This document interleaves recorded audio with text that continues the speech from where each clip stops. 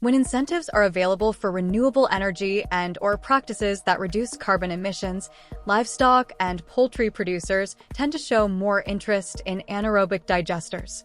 Some of these producers may also be looking to better manage nutrients on the farm, generally to reduce nutrient content where an imbalance exists and to optimize the fertilizer value.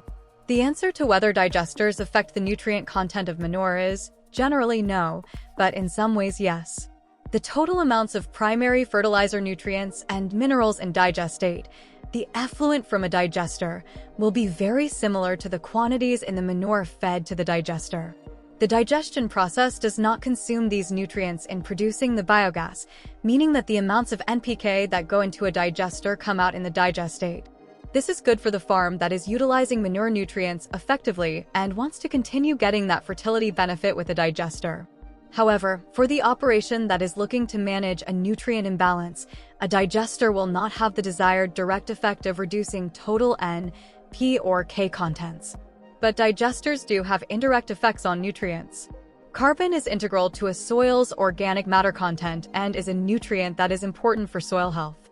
Since the purpose of a digester is to break down organic matter and produce methane, the amount of carbon in the digestate will be less than that in the feedstock. This is generally not considered negatively by livestock producers since crops meet most of their needs for carbon from atmospheric CO2 rather than from the soil.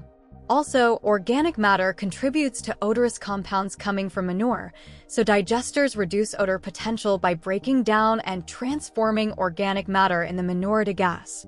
However, this means the digestate will not be as effective as manure in building soil organic matter.